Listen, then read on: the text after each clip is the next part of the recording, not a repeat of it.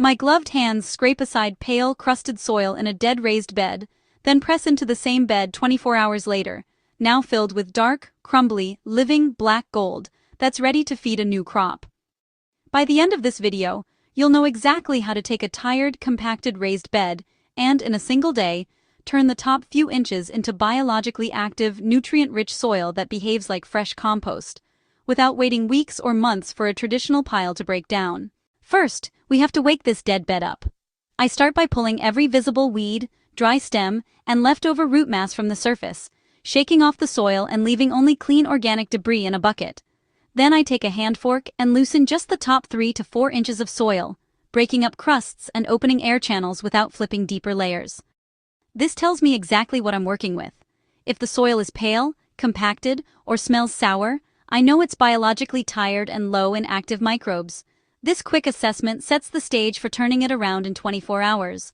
Before we start adding anything, it's important to understand what we're trying to fix. Most dead raised beds aren't truly dead. They're just out of balance. Years of growing can leave you with soil that's compacted on top, low in organic matter, and short on active biology. Even if you've added fertilizer, you might notice water beating up instead of soaking in, plants that start strong but stall out, or roots that stay shallow and stringy instead of diving deep. What we're doing with this 24-hour reset is rebuilding the living top layer that acts like the engine of the bed. We're not replacing all the soil, we're waking it up by feeding the microbes, giving them air, moisture, and a fresh food source so they can rebuild structure fast and turn that tired mix back into something plants actually want to grow in. To build black gold fast, I need biology, not just ingredients. So I mix a concentrated microbial starter. Into a clean 5-gallon bucket, I add about 2 generous shovels of finished compost, a scoop of worm castings, and a small handful of unsulfured molasses, or another simple sugar as microbial food. I fill the bucket with non-chlorinated water to about 4 gallons, then drop in an aquarium air stone connected to a small pump. This setup runs for 12 to 24 hours, turning that mix into an aerated compost tea packed with active bacteria and fungi ready to colonize the raised bed. If aerating compost tea isn't an option, there's still a way to supercharge the biology in that top layer.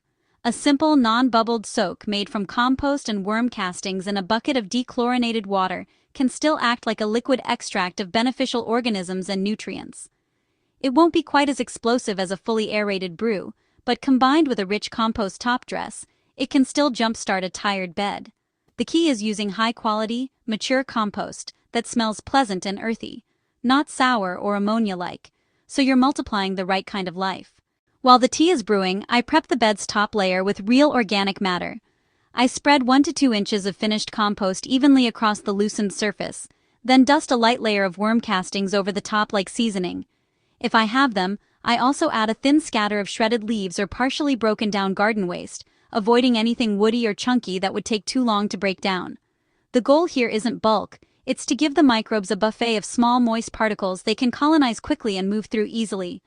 This top dressing will be what actually turns into that dark, crumbly, sponge-like layer that gardeners call black gold. This creates a rich interface where roots, water, and microbes all meet.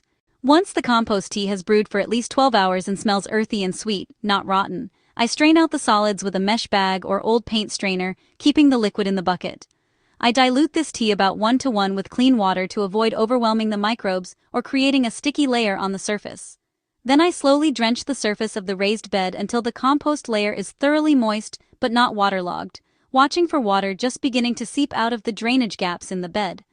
This floods the fresh organic matter with trillions of active microbes and soluble nutrients, effectively inoculating that dead bed with a living community that starts working immediately and moving down into the original soil.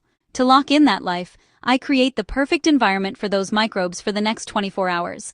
I gently press the surface with my hands to ensure good contact between the compost and the original soil, eliminating big air gaps that could dry out and slow microbial growth.